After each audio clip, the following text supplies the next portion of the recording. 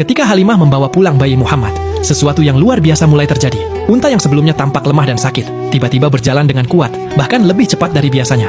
Saat sampai di kampungnya Halimah, keajaiban itu semakin jelas.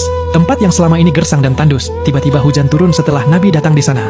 Air mengalir dengan deras, tanah di sana menjadi subur, dan mendapatkan berkah dari Yang Maha Kuasa.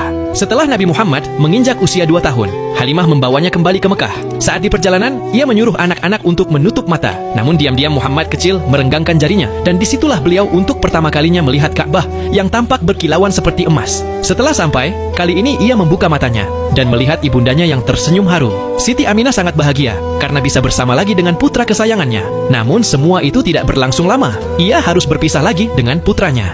Abdul Muthalib memberitahu Siti Aminah bahwa Muhammad kecil harus kembali ikut bersama Halimah karena pada siang itu ada orang Yahudi mendatanginya yang sedang mencari Muhammad kecil dan mau membawanya. Mereka percaya bahwa akan mendapatkan keberkahan dari seorang nabi. Di sana Abdul Muthalib tak memberitahu apapun. Ia sadar bahwa cucunya sedang dalam bahaya. Meskipun sedih, Siti Aminah harus merelakan putranya pergi demi keselamatannya. Akhirnya, Nabi Muhammad kecil kembali ikut bersama Halimah Asy-Sya'diyah. Beberapa tahun pun berlalu.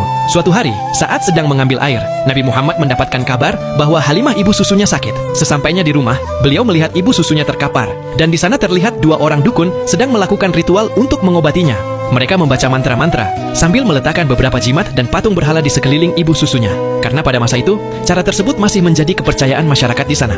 Kemudian, Nabi Muhammad mendekat dan tiba-tiba beliau menyingkirkan semua jimat tersebut dari ibu susunya.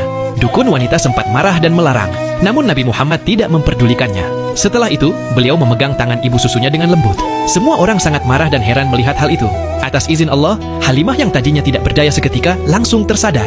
Kedua dukun itu pun terkejut melihatnya dan langsung bergegas pergi dengan rasa malu. Pada suatu malam, ada beberapa orang yang mau membawa Muhammad kecil. Harits yang melihatnya langsung keluar dan menghadapi mereka. Berkat keberaniannya, orang-orang itu pun akhirnya kabur. Kemudian Harits masuk dan memberitahu bahwa Muhammad kecil dalam bahaya dan harus segera dibawa kembali ke Mekah.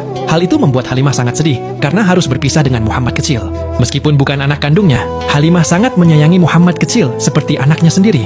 Saat mau berpamitan, ia tidak sanggup melihat wajah Muhammad kecil. Setelah berangkat, barulah tangisnya pecah. Ia berlari untuk melihat kepergian Muhammad kecil. Sesampainya di kota Mekah, Harits menceritakan semuanya kepada Abdul Muthalib. Demi keselamatan cucunya, Muhammad kecil diasingkan di sebuah goa di atas bukit. Di sana beliau hanya tinggal sendiri, tanpa ada yang menemani. Namun sesekali kakeknya Abdul Muthalib menjenguknya sambil membawakan bekal untuk Nabi Muhammad. Sang kakek sangat berterima kasih atas kesabarannya dalam menghadapi semua cobaan ini. Menurut kamu, pelajaran apa yang paling menyentuh dari kisah ini?